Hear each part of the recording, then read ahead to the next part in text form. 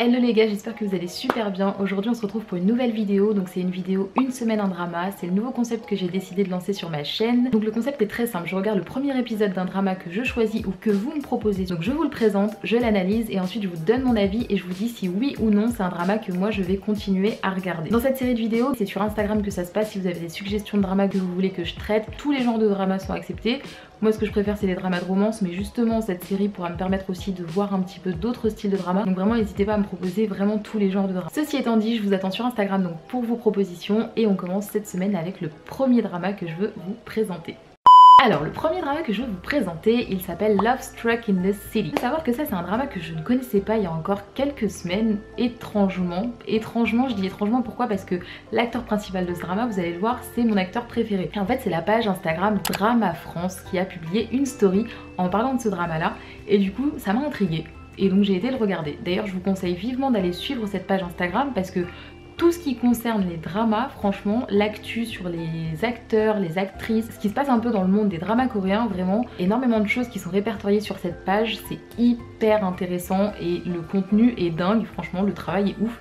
Donc je peux que la recommander à 1000%. Donc on va parler aujourd'hui de Love Struck in the City. Alors, qu'est-ce qu'il faut savoir sur ce drama? Déjà c'est un drama qui est en cours de diffusion, donc la diffusion a commencé le 22 décembre 2020, donc c'est hyper récent, et se terminera fin février 2021. Donc là on est vraiment sur du tout frais. Au niveau du casting, les deux acteurs principaux sont des acteurs que j'aime beaucoup. Donc on a Ji Chang-wook qui est mon acteur préféré, donc qui a joué dans Healer par exemple, ou The K2 pour ceux qui connaissent aussi, et l'actrice principale de ce drama c'est Kim Ji-won, donc qui a joué dans Descendants of the Sun en second rôle mais vachement présent quand même dans l'histoire, ou qui a joué aussi dans Fight for My Way où là elle était actrice principale. Donc vraiment deux acteurs que j'apprécie beaucoup. C'est un drama qui va être en 12 épisodes de 30 minutes.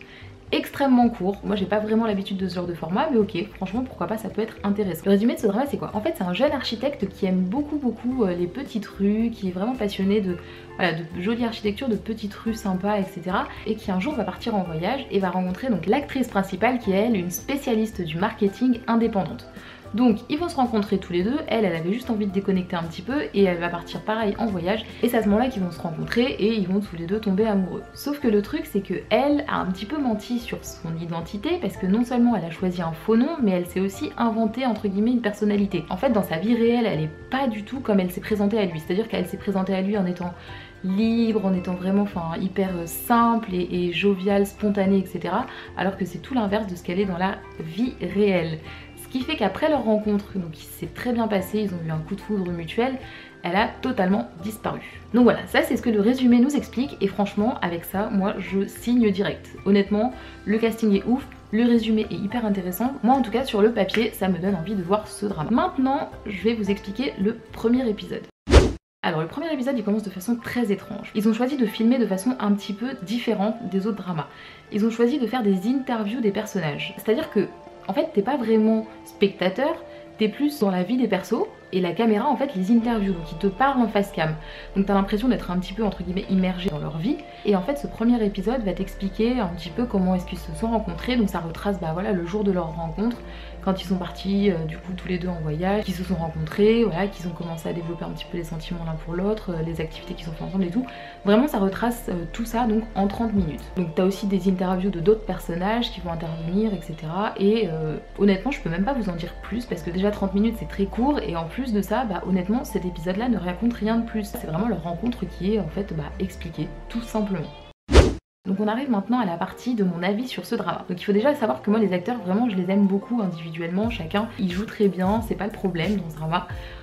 En revanche, moi ce drama je peux pas, je comprends pas en fait, j'arrive pas à me mettre dedans. C'est-à-dire que dès les premières minutes, je vais pas vous mentir, j'ai bugué en fait. Parce que si vous voulez, pendant les premières minutes, il y a des plans toutes les 30 secondes. C'est-à-dire que vraiment, ils filment une personne, puis une personne, puis une autre personne, puis une autre personne, puis une autre personne, puis de côté, puis de face, puis d'en dessous, puis de... Vous allez avoir l'impression que j'exagère, mais je vous assure que j'exagère vraiment à peine. Déjà, pendant les 5 premières minutes, ça m'a vraiment donné mal à la tête. J'ai pas compris, c'était hyper rapide, pour suivre, c'était vraiment très compliqué déjà dès le départ pour moi.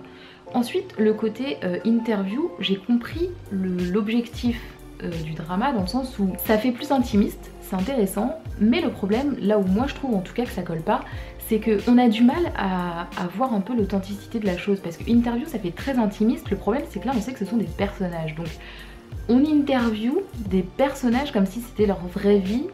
Et en fait moi ça m'a fait un peu bugger le cerveau, je vais pas vous cacher. Il y avait des plans où on avait l'impression que ça faisait très publicité, vous savez, enfin je sais pas, pour un drama je sais pas si c'est parce que j'ai pas l'habitude ou si c'est parce que c'est vraiment particulier, mais en tout cas moi j'ai pas du tout adhéré, j'ai pas du tout accroché. J'ai vraiment eu beaucoup de mal en fait à finir le premier épisode de 30 minutes. Je me suis dit c'est pas du tout un drama que je pourrais regarder. Donc à la question est-ce que je continue le drama ou est-ce que je l'arrête, et bah la réponse va être que je ne le continue pas, je l'arrête parce que j'arrive pas en fait. J'arrive pas à me mettre dedans, j'arrive pas à rentrer dans l'histoire parce qu'on est toujours entrecoupé d'interviews et je comprends plus rien.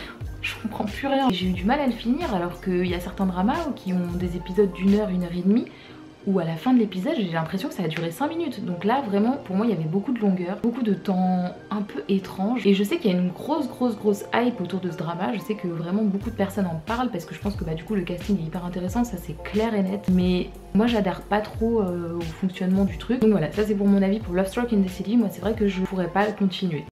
Voilà les gars, c'est déjà la fin de cette vidéo, j'espère que ça vous a plu. Honnêtement voilà, ça va être des vidéos très rapides où je regarde l'épisode, je vous donne le casting, le résumé, je vous dis un petit peu ce qui se passe dans le premier épisode et ensuite je vous donne mon avis.